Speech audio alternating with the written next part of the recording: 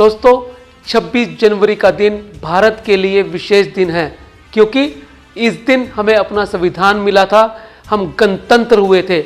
वैसे तो हमारा देश 15 अगस्त 1947 को आज़ाद हो गया था, लेकिन हमें अपना संविधान मिला था 26 जनवरी 1950 को, जिस दिन हम रिपब्लिक हुए थे। दोस्तों वैसे तो हमारा गणतंत्र 26 नवंबर 1949 को पूरा हो गया था, लेकिन उसे पारित किया गया 26 जनवरी 1950 को, ठीक 2 महीने के बाद। ऐसा क्यों हुआ था, आइए हम जानेंगे इस वीडियो में और समझेंगे गणतंत्र का महत्व। बने रहिए मेरे साथ। दोस्तों पहले जानते हैं गणतंत्र दिवस के इतिहास को।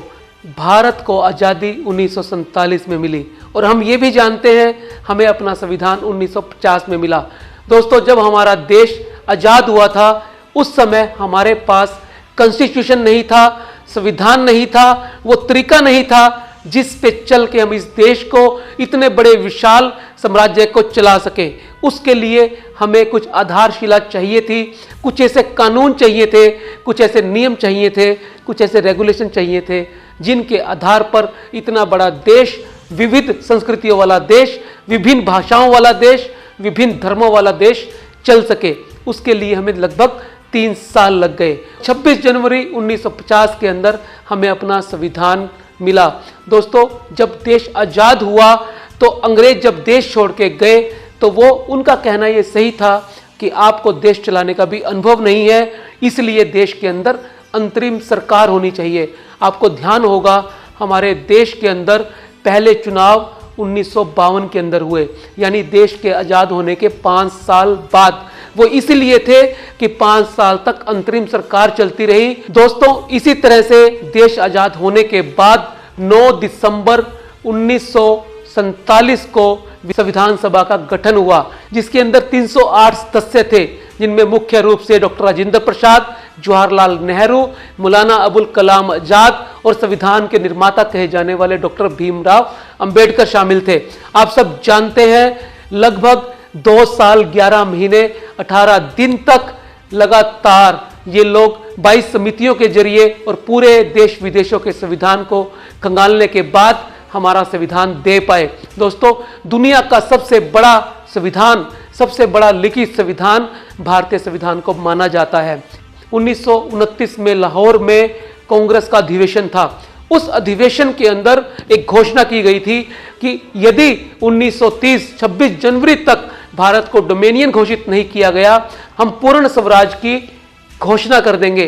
तब से हर साल 26 जनवरी को गणतंत्र दिवस के रूप में मनाया जाता है। जब हमें 26 नवंबर 1949 को संविधान मिल गया तो 26 जनवरी की महत्ता को स्थापित करने के लिए 2 महीने का समय लिया गया और ये कहा गया 2 महीने में कोई लंबा चौड़ा फर्क नहीं पड़ेगा, लेकिन हम पिछले 20 साल से 26 जनवरी को देश को गणतंत्र के रूप में मनाते आ रहे हैं, इसीलिए हमारा देश 2 महीने लेट हुआ।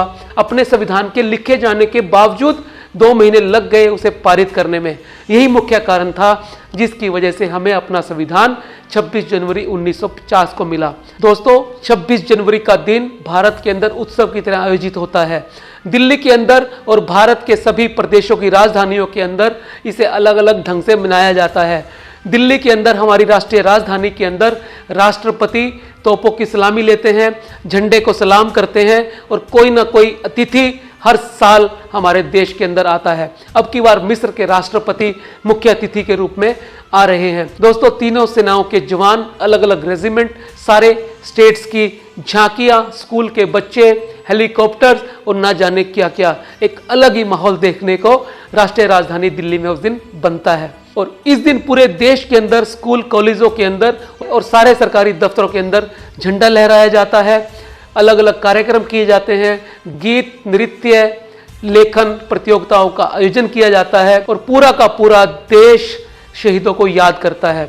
एक बहुत ही शानदार उत्सव का दिन है। दोस्तों 26 जनवरी का दिन अपने संविधान के अंदर आस्था दिखाने का दिन है। ये हमारा राष्ट्रीय ग्रंथ है जिस पर हर व्यक्ति को भरोसा होना चाहिए, हर व्यक्ति को श्रद्धा और आस्था होनी चाहिए।